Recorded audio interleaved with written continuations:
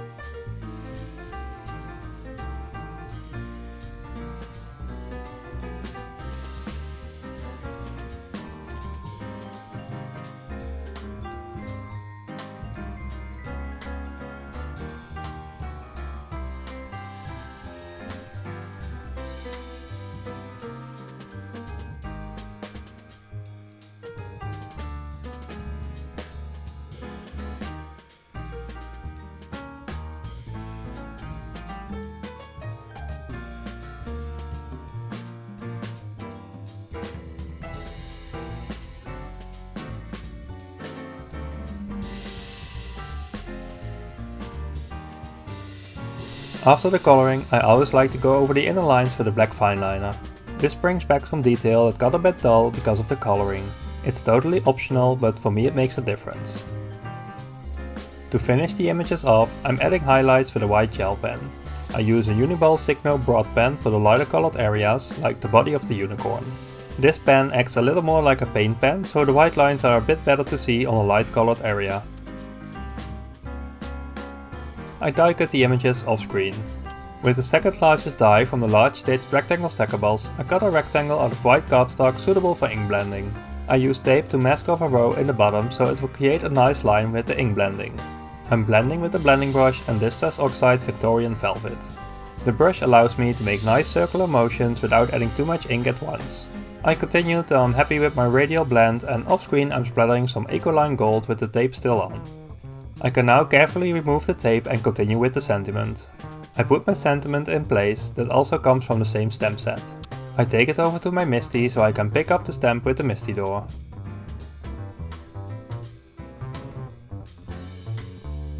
Then I'm brushing on some baby powder to make it anti-static for heat embossing. I stamp the sentiment on with clear embossing ink. After that, I take it over to a piece of copy paper that I fold in half, sprinkle on the gold embossing powder and shake off the excess. I can now easily put the embossing powder back in the jar and continue the actual heat embossing. I preheat my heat gun so I can melt the powder quickly.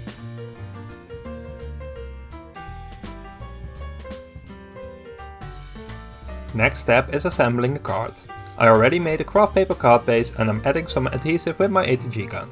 With the largest die from the stitched rectangle set I used earlier, I cut a piece of patterned paper. I can adhere it to the card base. Then I take the background I made.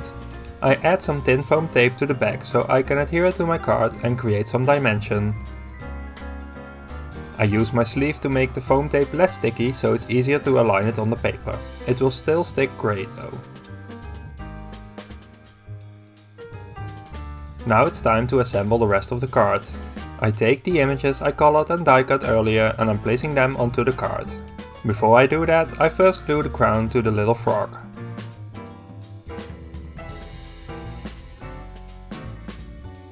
When everything is in position, I start adhering everything. I do everything with tin foam tape except for the unicorn and the flames from the dragon.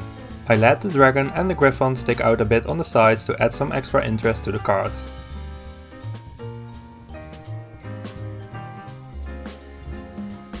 And when everything is adhered, my card is finished. I love elaborate scenes, but clean and simple cards are super fun too. They are easy to adjust to stamp sets you have, so you can always go back to a design where you don't have inspiration but want to craft a fun card. I think my card also shows that older sets still can be fun to use. I hope you enjoyed watching my video and that you feel inspired to get crafty as well. If so, please consider leaving a thumbs up, subscribing to my channel and ringing the bell to receive a notification when a new video is up. Thanks for watching, see you next time, bye!